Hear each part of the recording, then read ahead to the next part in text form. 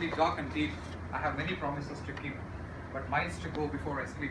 Mine's to go before I sleep. Who wants to succeed in life here? Can I have a show of hands?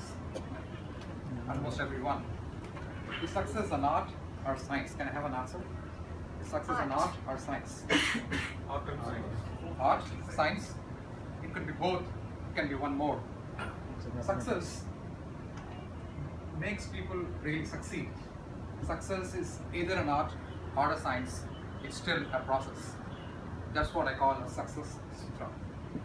Chair, fellow contestants.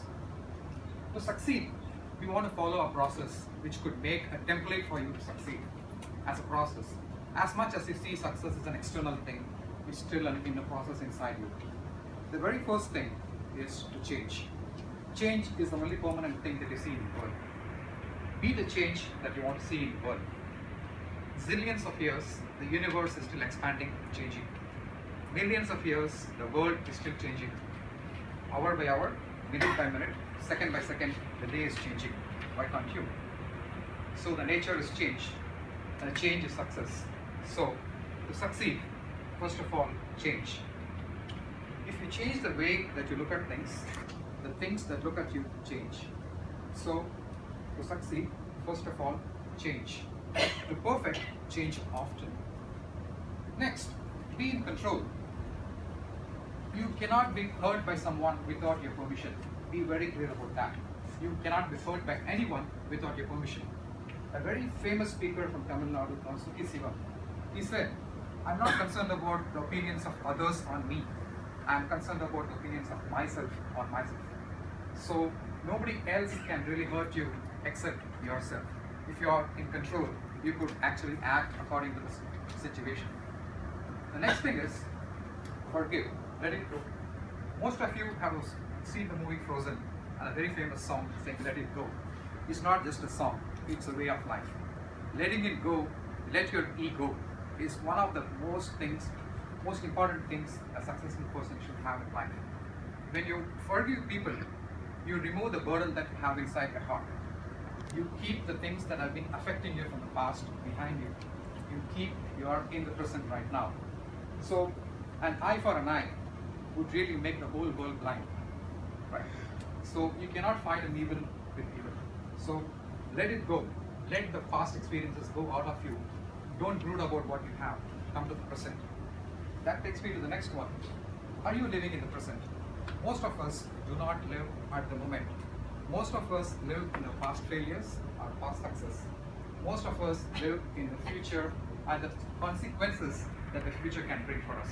So very, very important for us is to live at the present moment. Are you taking care of this present moment? That's very, very important for a person to succeed. Next, if you are living at the present moment, you will act. You will not react. You will not react, you will respond. So when you act, you are transforming the bookish knowledge that you have into an actionable result, which somebody can see and appreciate and understand. So people really want to follow you only if you show actions.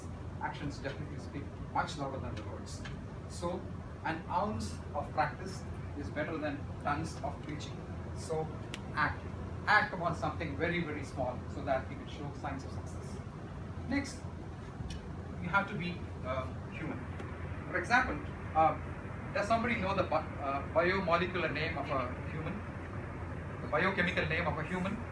Yeah, Homo sapiens. So in chemical terms, it's called as a complex biomolecular compound.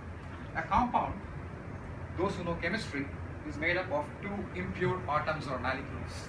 So by nature, humans are impure. Humans are imperfect. So accept to err is human.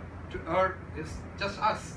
So if you can accept that humans are erroneous, that humans are like that, you will be able to appreciate your fellow humans' errors. Once you accept fellow humans' errors, your humility grows. You become humble. You become much successful in life. Once you're humble, the next thing is to see the good things in a person. When you meet a person for the first time, what do you see in them? Do you see the good things? You must have seen Starhub's ad about an FM channel. It says, I see only the good things, right? So, do you see the glass half empty or do you see the glass half full? Focus on the half full, not on the half empty. It's very, very important for you to create a positive vibe or a positive situation around you.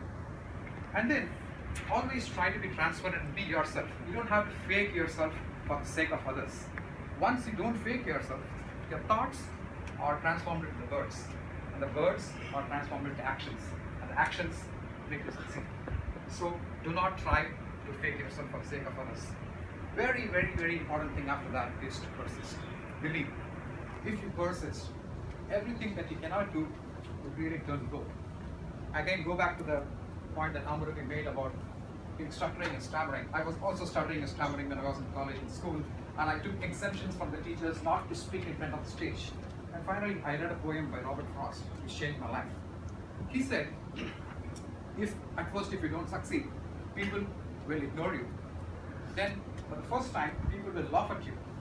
Then, people will fight with you, and then you win. The moment people start to fight with you, it's a signal that you're winning. So if you follow the templates of all successful people in the world, go back and make a research. People know that at first you're ignored, and then you're laughed at, and then you're fought with, and finally you win. Finally, success, don't take it to heart. Once you've started to win, it's very, very important for you to keep a cool head. Einstein said, it's very, very important for me. Failures doesn't scare me. Failures inspire me. I'm worried about my success. So never take success to heart and failure to your head. So to wrap up, Success Sutra is to change, be in control, and make sure that you're able to treat your humans according to the humility that you have, persist, and finally keep up with the change. Just want to conclude with one of the most inspiring poems I've read about nature. It says, it's again from Robert Frost. He says, nature's first green is gold. Nature's first green is gold, the very hardest color for her to hold, right? And her early leaf is a flower, but just about for an hour. The leaf changes into another leaf. The whole Eden sinks to grief. Remember, it's very, very difficult that it is very important for us to keep the change going. Nothing gold can stay, right? Keep up with the change, keep winning. Ganesh.